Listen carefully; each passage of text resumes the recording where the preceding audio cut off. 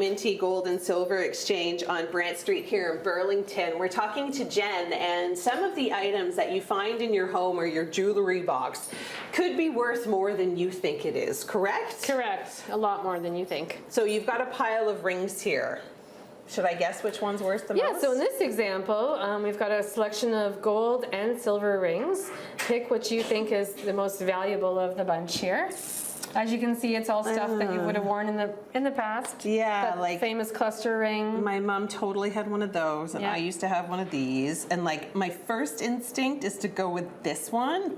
But I also think like this one could be worth a lot, and because the price of gold is so high right now, like this one's got to be worth a pretty penny. But then there's also this one that has tons of diamonds in it that I kind of have a matching one, but mine's smaller.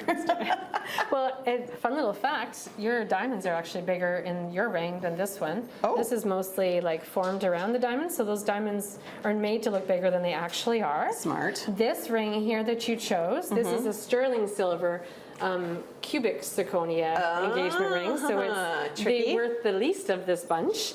And you're right, this one here, this is 18 karat gold, even though the emeralds are smushed in and the ring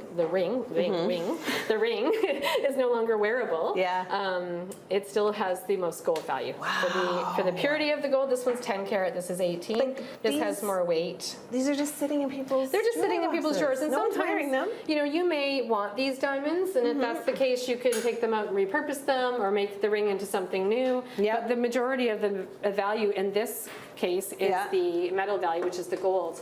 Being at all-time high, we would buy this ring, recycle it, and turn it into pure gold. So this is pure silver and gold. This is known as bullion. It's 99.5% or higher purity. In this case, that's 999. Wow. So we buy banks bullion back. So if you have a bullion piece, a coin, a bar, any size, any denominations, we'll buy it back. It doesn't have to be, it can be TD, it can be CIBC, Scotiabank, Pamp Suisse from the mints, the Royal Canadian Mint. So we buy back all bullion.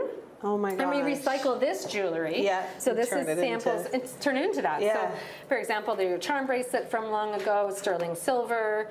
Your, you know, little charms from back in the day that you no longer wear. Yeah, like when you've been gifted something that just has sat in your jewelry box forever. These tiny little earrings that no one would ever wear anymore. The orphaned ones that you just can't find the other matching to.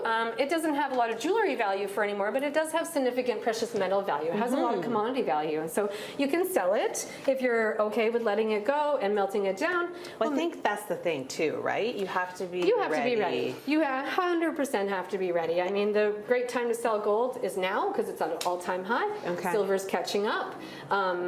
Another great reason is because it's been sitting in your drawers forever and you haven't been wearing it. But if this was grandma's and it still makes you feel good to look at it and you're not ready to part with it, then you're not ready to part with it. Well, and it's true because, well, I will tell the story coming up in the next segment of my experience coming to see Jen and bringing a whole bunch of my stuff that was passed down to me that I no longer wanted or needed. So we'll discuss. There's lots more coming up on Morning Live.